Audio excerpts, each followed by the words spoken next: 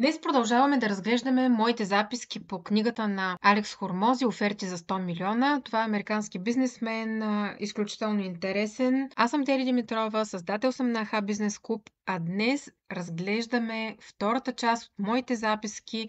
Ще си говорим за ценообразуване, ще ви покажа една формула как да създадем офертата така, че хората да казват да.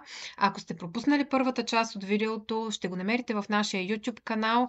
Просто потърсете 100 милионната оферта, а аз ще ви дам и линк под това видео. Алекс Хормози цитира своя ментор Дан Кенеди, който казва: "Поискай най-високата цена, която можеш да изречеш без да се хихикаш." Той казва следното: ние трябва да искаме възможно най-високата цена, защото няма стратегическо предимство в това да бъдем възможно най-евтините на пазара, но със сигурност има стратегическо предимство да бъдем най-скъпите. Защо всъщност хората дават пари? Хората дават пари, защото имат усещането за печалба. Тоест, те имат усещането, че дават по-малко, отколкото получават.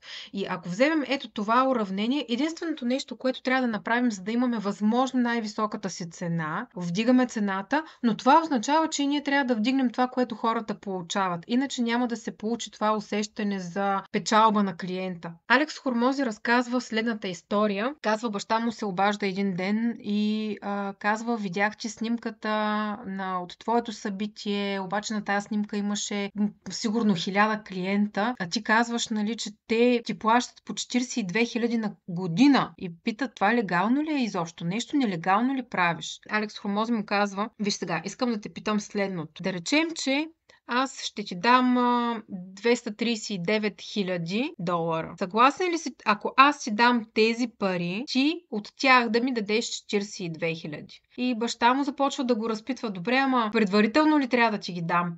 Не предварително. Ще ми ги дадеш, когато аз ти дам тези пари, ти тогава ми даваш тези."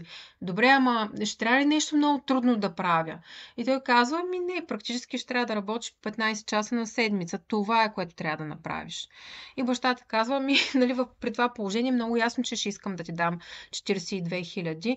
И Алекс Хормози му отговаря: "Ето за това и хората идват при мен и ми дават толкова пари, защото аз де-факто им заработвам толкова." Така че това уравнение отново е спазено. За ползата от високата цена правят един експеримент с 3 вина. Дават 3 вина, като казват на участниците в експеримента, че всяко едно практически е в различна ценова зона. Казват им: "Това е най-евтиното, това е така средна ценова зона, пък това е най-скъпото." И ги питат, ако може да подредят вината спрямо тяхното качество. Как ги усещат цена спрямо качество? И хората ги подреждат съответно последния начин.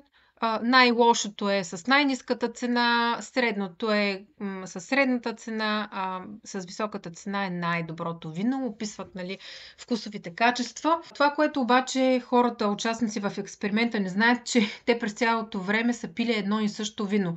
Трите чаши съдържат едно и също вино. Какво ни казва този експеримент? Че всъщност високата цена има психологическо значение за хората. Високата цена не е нещо лошо, напротив.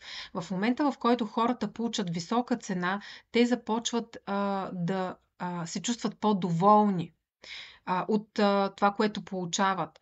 Обръщат повече внимание на самия продукт. А когато обърнат повече внимание на продукта, резултатите им също се покачват. Когато говорим за резултати, става ясно, нали, че когато даваме някаква услуга и съответно клиентите обръщат внимание на тази услуга, съдействат на тази услуга, при повечето услуги е така, когато те съдействат с повишено внимание, защото са си платили по-високата цена, присъстват, участват и така нататък, съответно няма как резултатите им да не са по-високи. Когато резултатите са високи, клиентите са доволни. Какво обаче важи, когато имаме някакъв физически продукт, както е да речем с виното?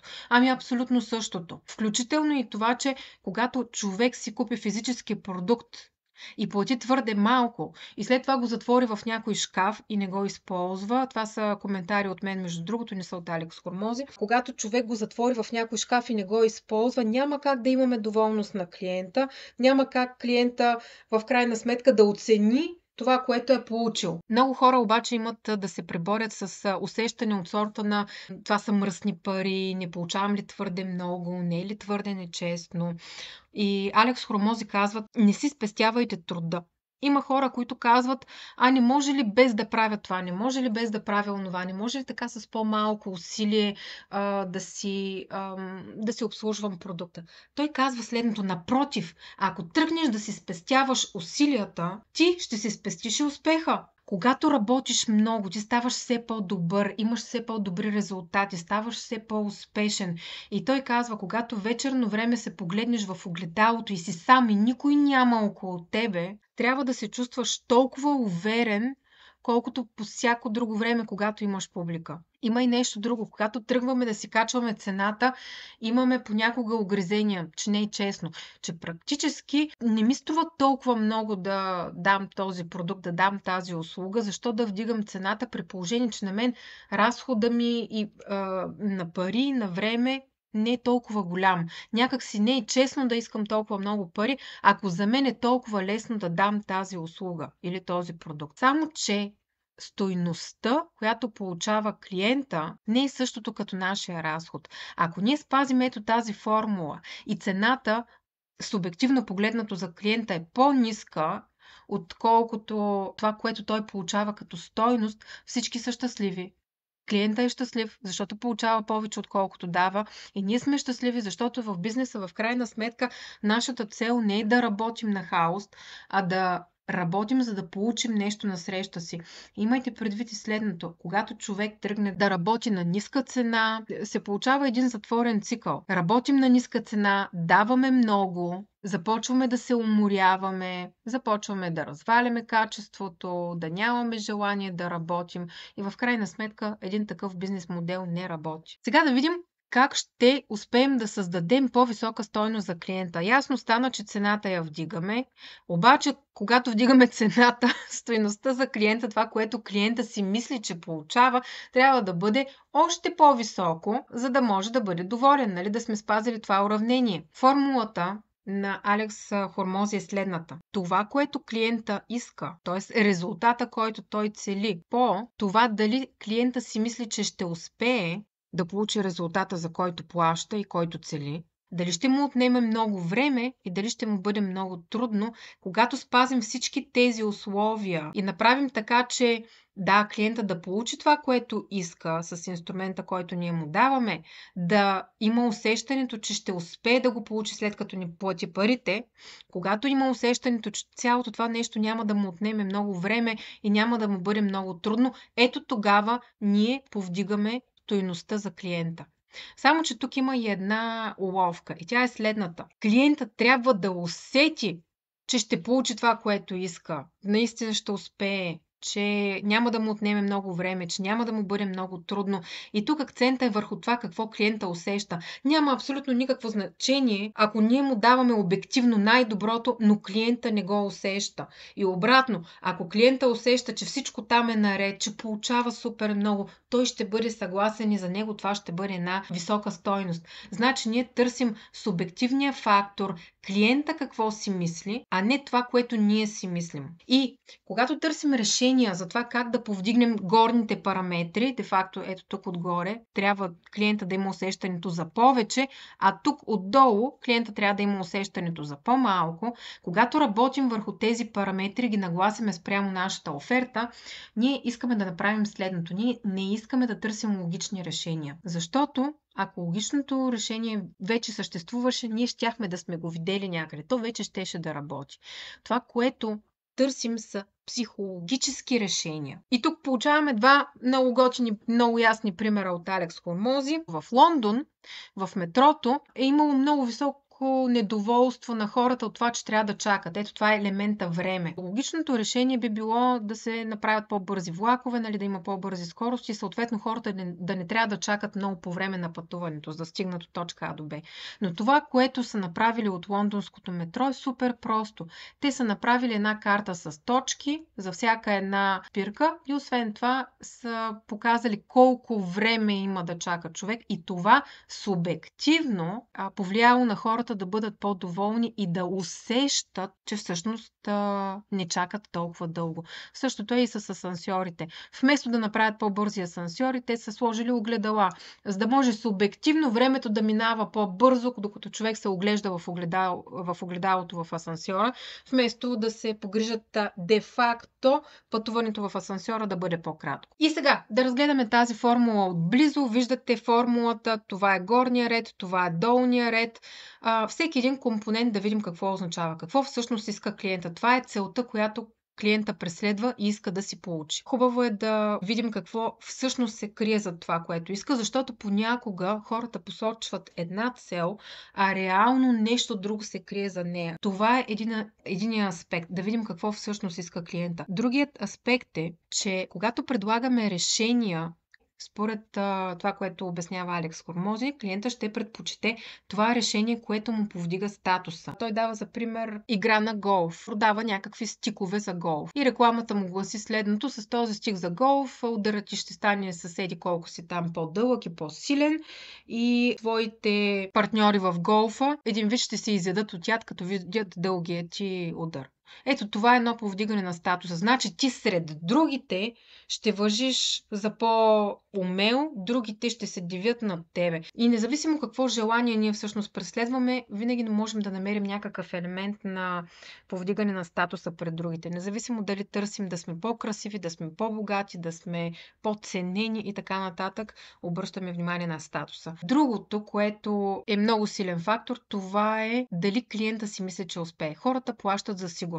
Сигурността е субективна. Когато аз платя тези пари, сигурна ли съм, че наистина ще получа ето този резултат? Ако не съм сигурна, няма да съм склонна да платя тези пари. Но ако съм сигурна, и отново това е субективно, тук не става въпрос за обективност, а от гледна точка на клиента, ако успеем да повишим ето този фактор, това е чудесно. И между другото, Алекс Хормози казва, че тук горната черта на това уравнение много лесно се работи, защото е много мързелив начин да обещаем много тук и да обещаем много тук. Докато той казва в долната част на уравнението става интересно да намалим тези фактори на трудност и на време, тогава вече почти със сигурност намалим ли тези фактори отдолу, имаме сделка. Хората искат да им отнема по-малко време. Той казва, бързото бие безплатното. Колкото по-бързо се случва нещо, толкова повече хората са склонни да плащат. Дава пример с бързи доставки, с бързи услуги. Тоест, ако ние обещаем супер бързо решение на техния проблем, имаме сделка. Един вид, ако може в момента, в който платят парите, резултата вече да е там, да е на лице, това е най-добрата възможна оферта. Хората купуват заради дългосрочната цел. Значи заради това, което искат, заради това купуват.